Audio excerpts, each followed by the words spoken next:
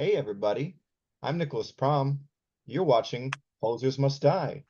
And today I'm joined by a guest, uh, Quinton Gardner, who's the frontman and brainchild behind uh, the incredible tribute band Full Metal Jackson. Welcome to the show, Quinton. Thanks a lot, Nick. Thanks for having me. Oh, yeah, yeah. So I want to ask you, where did this idea come from? Well, uh, it's funny because it's kind of an idea like that sort of popped into my head various times over the years, and I used to work at a lot of food carts back in like the great food cart explosion in Portland back in the like 2010s era, kind of around there, Yeah. and Uh, at one point, I worked at a place called Big Ass Sandwiches, and our cart was in front of what's now the Wayfinder, but what used to be Branks, Oh, which right. was Thanks. a venue that my previous band Only Zool played a bunch of shows there, a bunch of rad shows actually, and I used to work in the parking lot in front, and this guy that I was working with, he brought it up to me, which like I feel like people have kept saying this to me too randomly over the years, just like Michael Jackson heavy metal band. And I was like, it's funny you say that because I thought about it and I don't know that it's really doable, like to a degree that would make it like more than just a silly gimmick. And I was like, first and foremost, you'd have to be able to undo the travesty that is the Alien Ant Farm's Smooth Oh. Criminal.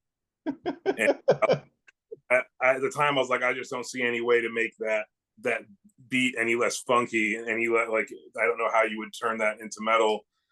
And then as I was saying that, I was like, you'd have to like completely like strip it down and build it back up, like I don't know, something like very like driving 4/4 sort of militaristic, I like Viking metal or something. And as I'm saying that, the riff sort of starts playing in my head, and I even though at the time I still was like, I don't know if I'm gonna, actually do this. But like I said, I was in a different band at the time, and we were about to release a record, and we were gonna be going on tour and all this other stuff. So I just kind of, had always pushed it to the back burner, but it was sort of ticking around in my head.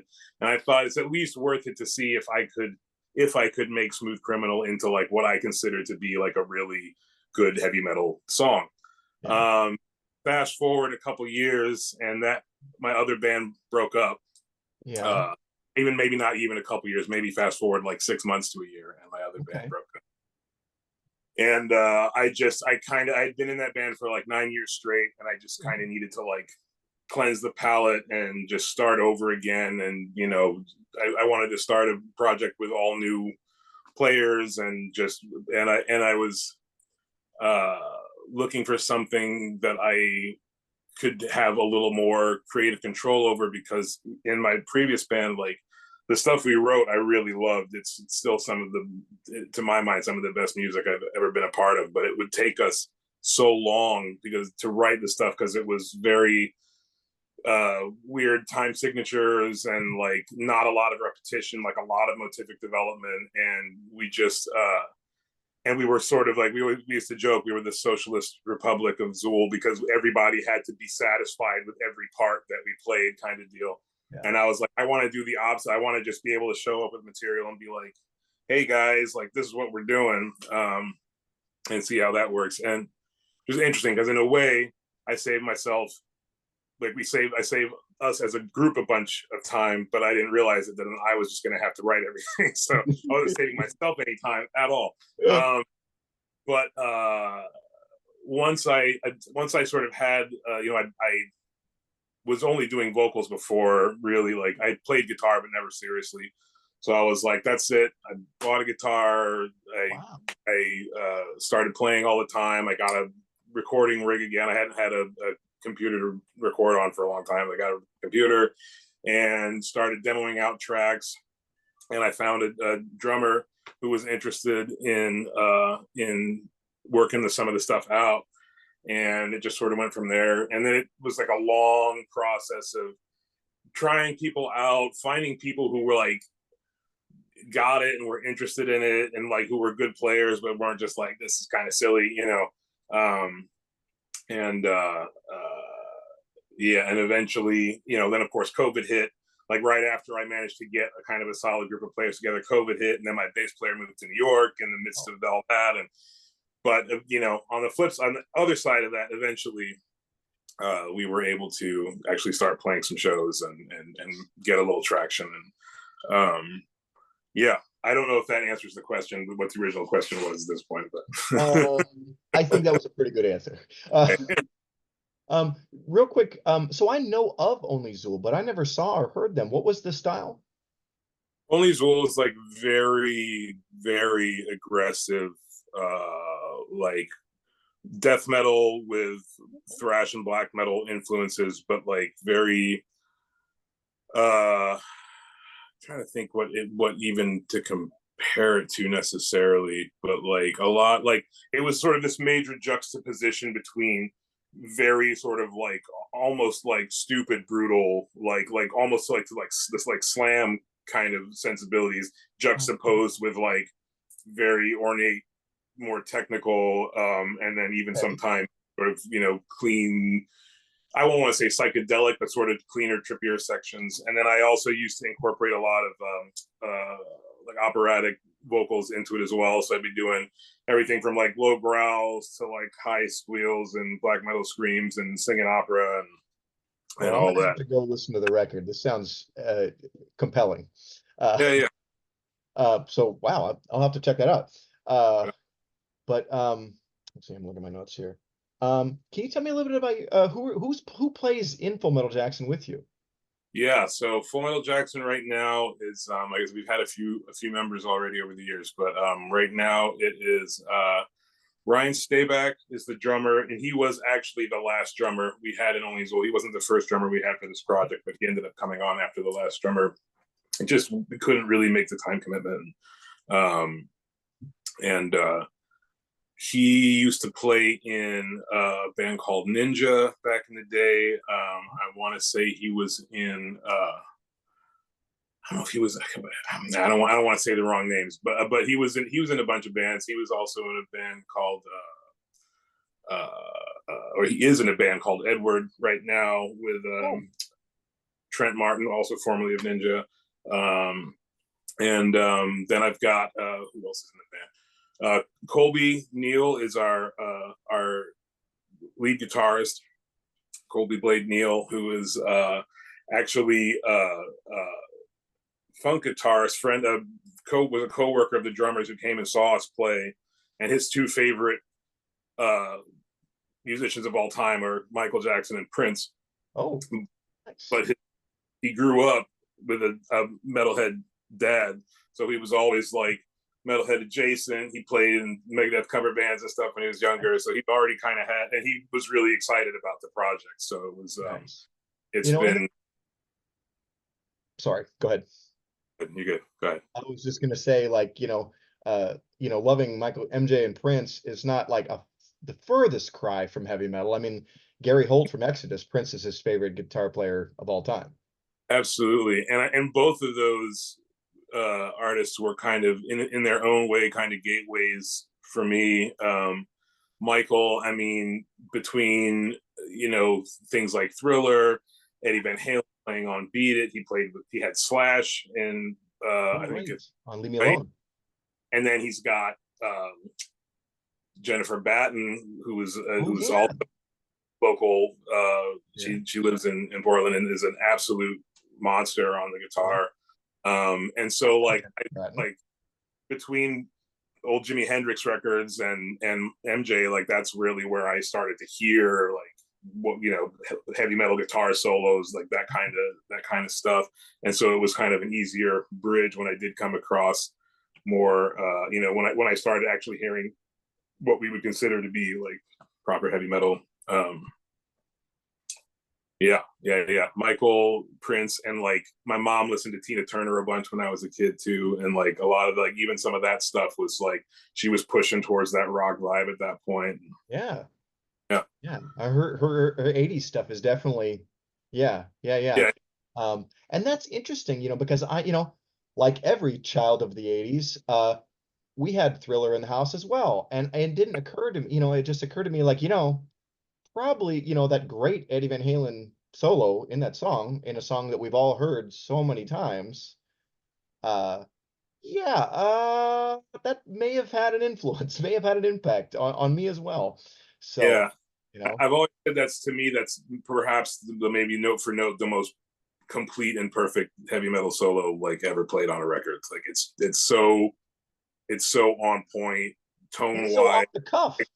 and it's so off the cuff. It works so well, like as by itself with the video. Like it's just as well. And I saw an interview with Eddie, and like they were doing something else. He wasn't supposed to. I don't think he was supposed to be working with any with. I don't know if it was a record Oh, right. thing or something.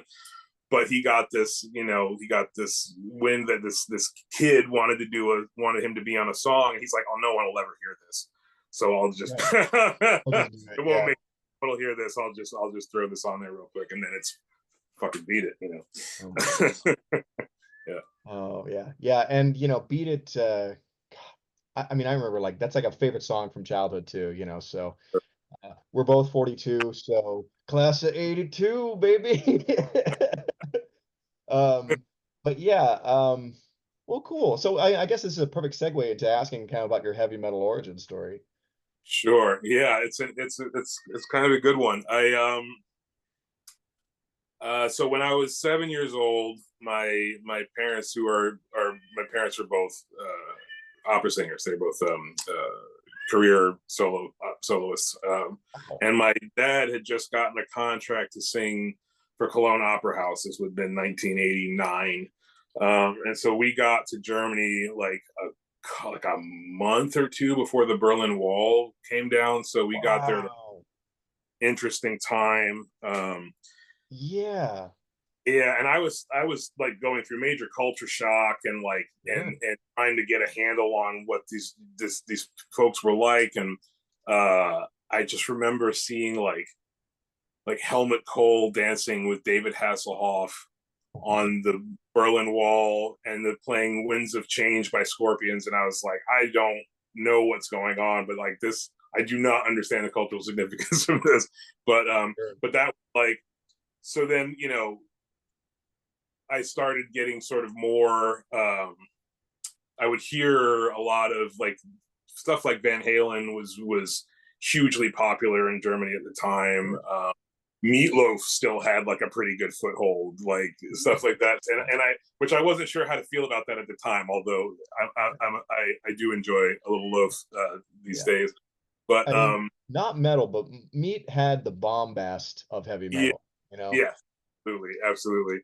And I remember like we didn't have there was no like English speaking TV except for like there was like a Dutch channel that would play Saturday morning cartoons, like American Saturday morning cartoons on the weekend with subtitles. So I could see like Voltron and the Smurfs instead of Die Schlümpfe, or like, whatever, Wow. Brave Star, stuff like that, all Wow. Barbera stuff. So that, which was like oxygen at 7 years old, being, in a foreign country, and only hearing German, which I still didn't really understand that well at the time. And then I think, but MTV we had though. MTV was the other English speaking channel we had. So Yeah. I watched TV a lot. And I remember seeing the video for Poison by Alice Cooper. Oh yeah. Yeah. And like, there was something about the whole, it's like I'm watching the TV, something else just went off. I don't know what. And then the fade in to that, the guitarist standing on the scaffolding with like the long ridiculous scarf blowing, and then the sound of the feedback fading into the whammy bar, wow, bowed out, and then cymbal chokes. Like, it was just like all this metal, like mainstay kind of motifs that were like all being just dumped in my lap all at once. Cymbal Oh, chokes, the guitar hits, then the just the sound of that snare, just like a can, like the big, gated reverb, and bah, bah, bah. And then there's Alice like matching the sound with him like whipping himself with the riding crop, and it's all Yeah.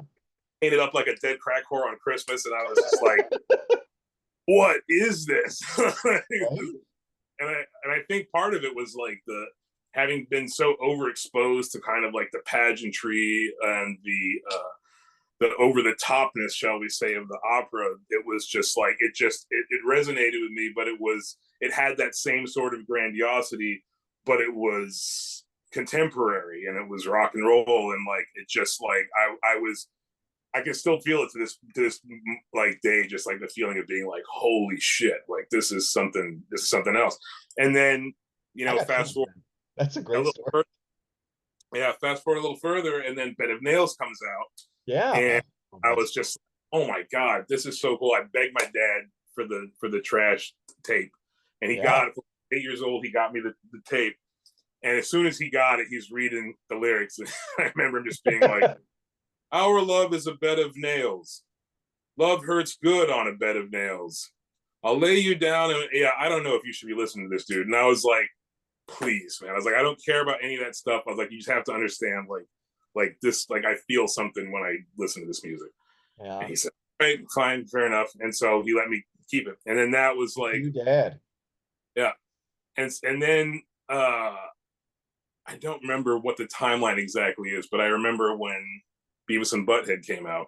Oh, And sure.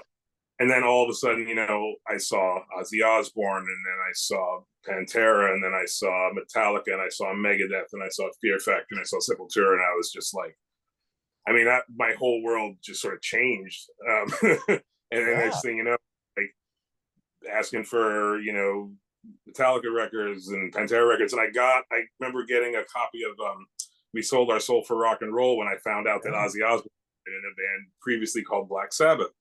Nice.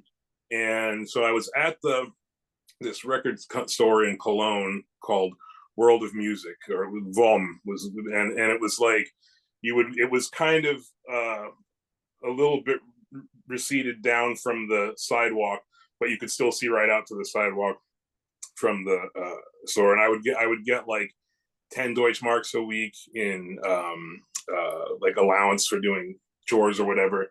And so every 3 weeks, the Deutschmark, then the CD back then cost 30 Deutschmarks. So every 3 weeks I would go and spend my money on a Oh, record of man. something. And you know, this is at this point 1990, and I'm like 8. So I'm like, I'm just by myself. Like I would just go leave the house, get on the tram and go downtown and Yeah. do whatever. So I'm, you know, flipping through CDs. I'm looking for Black Sabbath records because I found out "Sold Our Soul" is a compilation, and I was like, oh, I want to hear like an album. Yeah. So I'm down looking through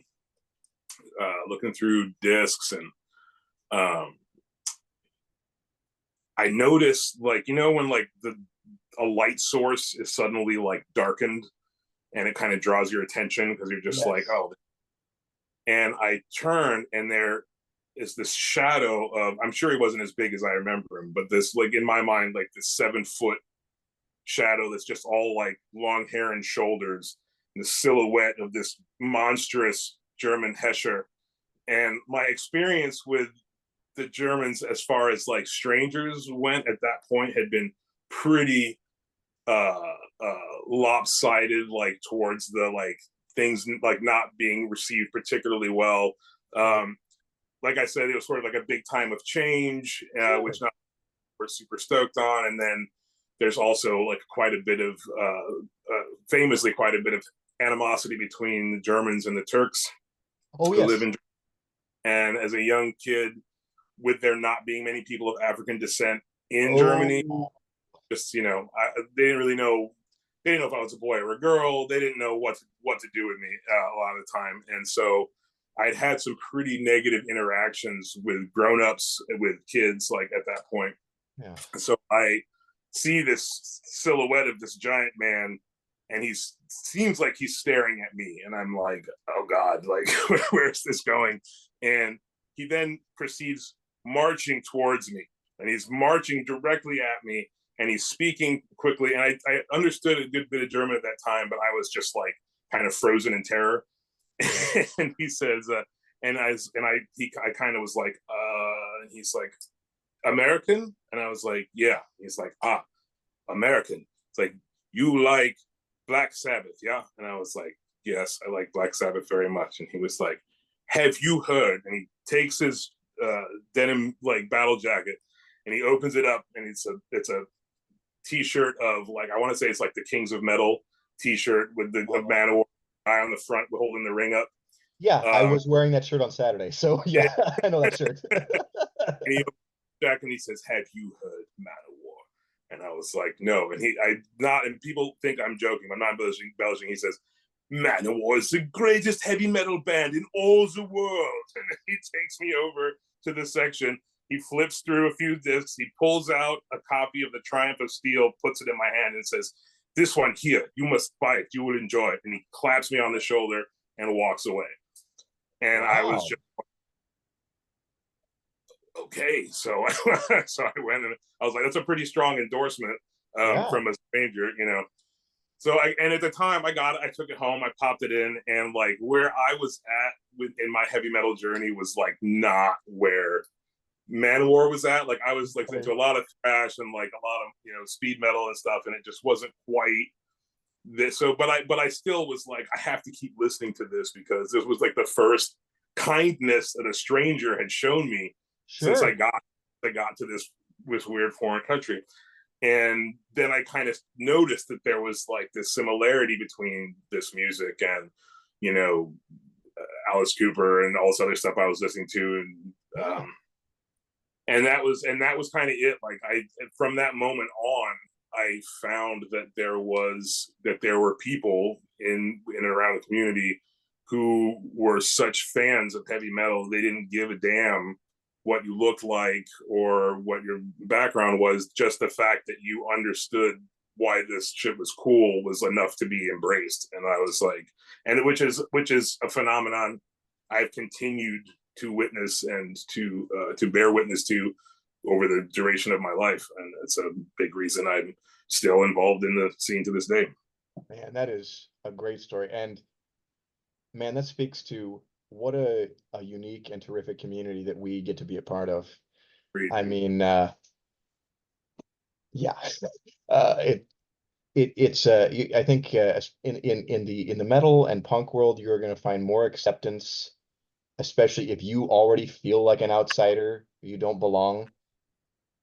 Here's a group of people ready to welcome you and with open arms, and I love it. That is an incredible story, Quinton. Maybe we should circle back to talk about your band. So you recently shot a video for the way you make me feel. Correct. Yes. Yeah. When can we expect to see that video, man? We're hoping. So we shot that probably a month and a half ago at this point, I think, with Carl Winery from Hot Carl Productions, he's in a bunch of bands locally, including Ligature Marks, and I'm gonna sound like an asshole now. I can't think of the name of the other band off the top of my head, but he's been in the scene for. I met Carl at Bongo Fury back in 2007, I think, and he was playing in Proven. Like they were a couple doors down from where Only Zool practiced, and he had been in the bands with like almost everybody in my band at the time. So we've just always kind of kept in some contact, and we started making music videos together. I think we did our first one like I guess it would have been longer than that, like maybe 4 years ago, something like that. Yeah. But this will be your fourth one? This will be our third one. Yeah. Oh, third one, excuse me. Yeah, no worries. Yeah. And we shot that over the course of a couple days. It was very hot, but it looks great. And he had to then immediately go on tour after that. Oh, okay.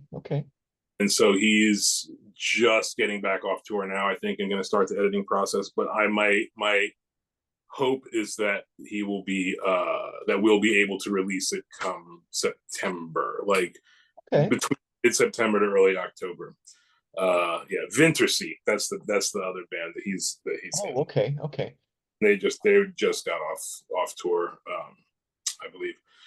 And yeah, and I'm actually not the sort of the protagonist in this video, because we have another lead vocalist in the band, Ryan Brown, who's also in Headless Pez and plays with Green Jello, and he's got some other projects in the works at the moment too, which is he's definitely been stepping it up lately, and I take care of a lot of the gruffer, kind of more extreme metal-y stuff. I sing a couple songs, but his range is, he's got a little bit more on top than I do. He comes in on the hair metal kind of songs.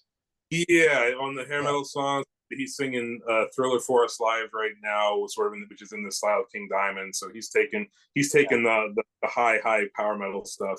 Yeah. Um, he is the character he sort of plays for us of Joe Dirt Lee Roth is Yeah. it's And Ryan is such a great guy. What a character. I he mean, really, and I've known Ryan since our bands used to play together. Like, I think we played our first show with Headless Pez at Bodies in like 2008 or something like gosh, for bodies. yeah, back in the day.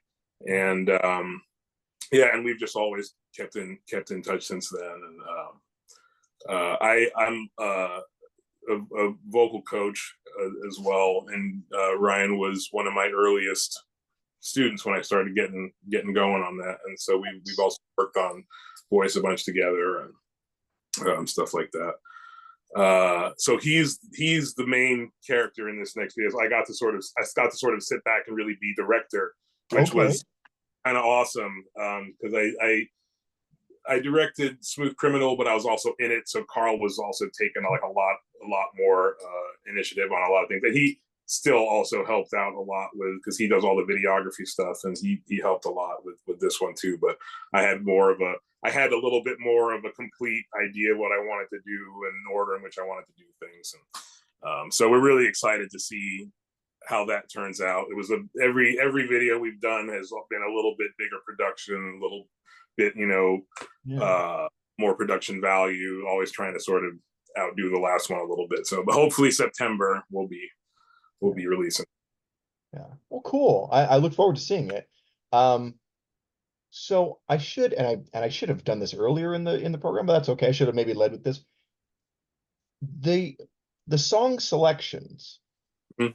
If you take these, and it's for those who haven't heard you guys, it's not just you took a Michael Jackson song and added heavy metal guitar and just kind of Right. metaled it up. You're totally rearranging these songs and then kind of doing them in the style of another act, like Dangerous in as a Motorhead song, and excuse me, was it Smooth Criminal as an Immortal song?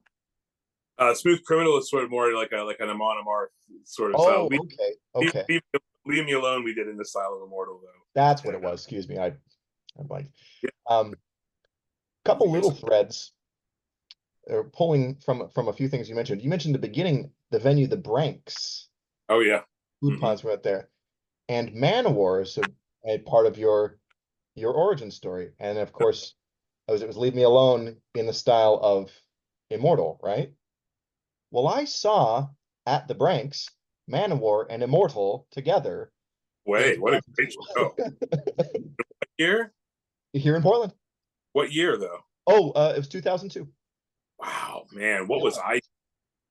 I didn't even know Manowar had ever played in Port. I always figured they played in LA or somewhere. I didn't even know they had played a show here. I don't know It's what probably the only time they played here. I was snoozing. Yeah, yeah, But crazy. that was an important experience for me. Yeah. Um, but yeah, let's see. So I had just a couple fun things. Yeah. So because you kind of you choose a song from the Michael Jackson catalog and then kind of like juxtapose it with into or funnel it into the style of a heavy metal act. Here's one for you. What about Ben in the style of Rat? Well, so we're Ben's one. that is a little bit of a white whale. It used to be ABC was the one I thought I was like I'll never be able to make that into a Oh, metal song. right. I got a pretty good handle on that one. Um, we're actually doing another song, which will be uh, starting to work out pretty soon in the style of Rat, which is Oh, "Baby Be Mine." oh, Um, okay, yeah. yeah, and that Big should be band's fun. kind of tough. Oh, go ahead. Oh no, yeah, we're trying to get like the whole, we're trying to get the 3 to 4 part vocal harmonies on the thing, and make it like as rat as we possibly can.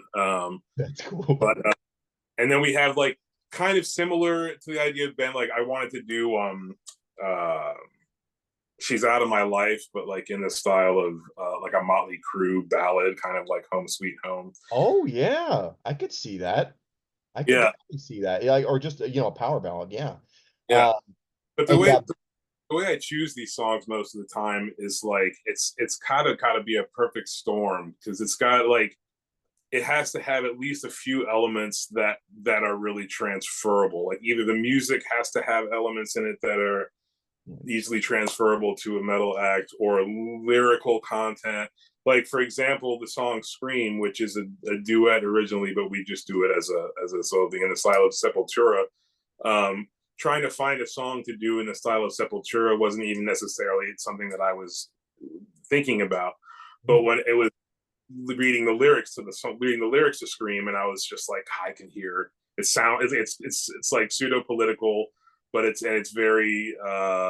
It just when I imagined it being sung by Max, I was like, that almost sounds like a Pantera song. So like we didn't really take a lot of the music from like we have a couple little themes from Scream that are kind of buried in there, but really it was more just about the fact that I could see Max singing those words, or as opposed to something like "Leave Me Alone," where it was the nature of the riff, the main theme of the song, that just linked up with an Immortal tune from something off of Sons of Northern Darkness, and I was like that's like it's like a similar thing, but metalized, and so it kind of has to be a very song, because there's definitely some songs too that I'm like, musically this would work great, but like this singer would never sing anything like these words, and so it would just sound too place.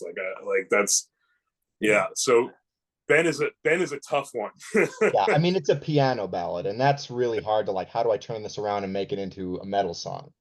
but You know? then but then there are times, but then you never know, because then there's times when I'll just be sitting around and something will just pop into my head. I'm like, that's it. Oh, That's you how know we. what though? What if Ben, maybe the through line is not Rat, but Cinderella, don't know what you got till it's gone. Wow. Okay, that's a pretty good idea. That's a pretty good idea. I will definitely give it some thought. Now that you Yeah, and like, dude, like I'm to just think. throwing stuff out here, so yeah. Well, it's kind of a fun game, right? I mean, that's Yeah. part of the reason I kept going with it, because I was just like, there's something more to this than just straight up doing covers, or than just Oh like, yeah.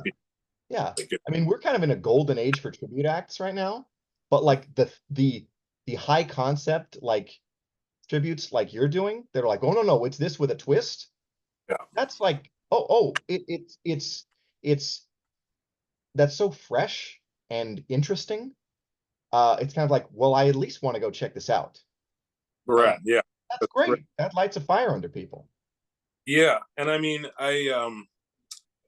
the before this group, like I'm a very much, I call myself a poet, but I like the written word. I like writing Yeah. lyrics, and I had kind of gotten to a place though where I was like, I don't really like in the before times. I felt like there was just like a lot of awful shit that people weren't really acknowledging or paying attention to or aware of necessarily, or thinking about. And so like I just kind of felt like I was really trying to touch nerves with, like, pay attention to this shit. Like shit's going fucking sideways like fast, and no Yeah. one seems to care, or to be fucking worried about it. And then fast forward a few years and everything was fully sideways, and I was like, well, I don't really feel like I have anything else to say about, like, I'm not just going to stand there and just scream about horrible shit into the darkness when it's like Right. everyone knows. You Yeah. know? I So mean, I was this is me finding an outlet for like, things are not great in the world. And here's a fun thing that I can do that can kind of just like, oh, right. I yeah, just kind of wanted to, that was just for the sake of entertainment. Because at the end of the day, when I think about, like, yes, I love, like, if you can go see a band that has like that's real aggressive, real dark, and has like some crazy messages going on, like that's very invigorating, and it's is in of itself very entertaining. But I was like, yeah, at the end of the day, it's the entertainment part is really the reason why people are paying their money and coming out, is to be entertained. And so I was like maybe we put that in the forefront for this project. And then it was like, I don't, and also not feeling like I had any major stuff to get off my chest. I was like, we can kind of take these words that are already written, and by just the very process of putting them against this different kind of music, it kind of changes the meaning of the and the feeling of the words themselves, and kind of gives it a new spin or a new life. And I just wanted to I wanted to do something that would sort of illustrate the common threads that go through all music and all art, really, that it's ultimately it's all the same thing. There's just yeah. different expressing it. And my preferred way is through heavy metal. I mean, I was talking to uh uh this vocalist Uta Plotkin, who was in Livid as she used to be in Witch Mountain, Oh, and we were talking about. Oh, I'm going to lose my train of thought now. This is great. What the heck was I just talking about? I don't know. Do you want to put a pin in it and maybe we'll circle back to it? Yeah. Okay. So I had a couple of goofball ideas just to throw out to you. These are other high concept tribute bands, and I just want to get your thoughts on them. This is just silly stuff. So doom metal Grateful Dead covers. The band is Grateful Death. I mean, yeah, it's funny because I mean, I'm pretty sure a lot of us as kids made that mistake where we saw that Grateful Dead record with the black metal skeleton on the front and the like Mhm. gothic red script, and we were like, "That's got to be a Savage band, right?" You No, got it's to, very chill, very mellow stuff. But their 60s stuff, their acid rock stuff, I think you could translate that to doom easy. absolutely, and I think it's kind of it is kind of fitting. There was me as a young man would have been appalled at the As thought many of people are sometimes. the thought of having to listen to anything written by Jerry Garcia in any form. But it's I think it's a pretty great idea. I'll have to check that out. Honestly. Yeah. So again, these are just like these are ideas I'm trying to speak into existence. Someone in the Oh, world steal this okay. idea from me. There was already They a don't band that. exist. But I'm like, someone take this idea and run with it. Yeah. And the other one I came up with, I only came up with two. It's called Diamond Fate, and it is King Diamond style interpretations of Neil Diamond songs. Well, it's funny you should say that because Ryan Brown does at karaoke has done songs that are Neil Diamond in the style of King Diamond, and he calls it Neil King Diamond. Oh my God. So of course my original idea has already been done by Ryan, which is so fitting. Yeah. Um, Oh man. did you thought about that gal singer? Did, did it kind Yeah. of I'm trying to think what it was that what the springboard even was for how we got onto that I'm so sorry. that stuff. Um, yeah. I'll if it comes to me, I'll shout it out. But We'll have to put it in the comments. yeah, Uh, right. but Full Metal Jackson have a couple of gigs coming up. Do you want to plug those, Quinton? And Or yeah, we're playing at on the 29th. So a week from we're recording on Monday right now. So week from today. Yeah, Huh? that is coming up awful fast. I was thinking that was a couple weeks ago, but yes, you're right. Yeah, yeah. We'll be opening for Green Jelly at Dante's with Headless Pez and I want to say the Convalescents. It's the Okay. other group that's. And then we are headlining a show on the 2nd of August at the Kenton Club with Back from Death and a group called Dwarf Rockstar is going to be Okay, opening that's a that. Friday. I am going to be there. Awesome. Yeah. I will 100% be at your show August 2nd at the Very, Kenton Club. very, And viewers, listeners, if you are in Portland, Oregon, you should do the same. yeah, absolutely. Yeah. And yeah, that's all the stuff we have in immediate future. One thing I can't, even though I can't remember what I was going to say about Luta, one thing I can say about her is she and I are going to be writing, getting into writing lyrics pretty soon for the second release from another project that I'm in called Lightbreaker with, it's the brainchild of Leon Del Muerte of Exhumed fame. And we have a record that came out about a year and a month ago Oh, okay. in the lids, and it's like a sci-fi death metal space rock opera kind of Wow. vibe. And we're hoping to be recording that beginning of next year, I think. But music's still coming together, and we have a whole bunch of lyrics to write. And there should be a bunch of really kind of exciting uh, guest vocalists on that project. So that'll be Okay. Yeah. And one more time with the name of that project? Lightbreaker. Lightbreaker. That's a good name. I like that. One word. Lightbreakers. Okay. Okay. Well, I think this is probably a good place to wrap up here. Do you have anything else you wanted to add, Quinton? Uh, I don't think so. Just keep your eye out for anything FMJ, Full Metal Jackson related. Uh-huh. Gonna be we'll be playing shows. Come check us out. Buy a Check out your t-shirt YouTube channel. and follow us on Instagram at the real FMJ. And keep your eye out for that Way You Make Me Feel video because I think it'll be a fun one. And you can check out our other music videos and live videos of us playing on our YouTube channel.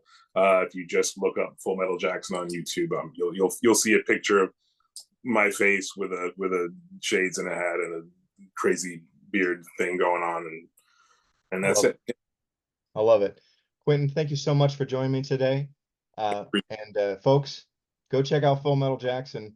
They're rad. They're so much fun. If you get a chance to see them live, do it. Don't hesitate. All right. Thanks, everybody. And thank you, Quinton. Thanks a We'll lot, talk Nick. again soon. Thank you.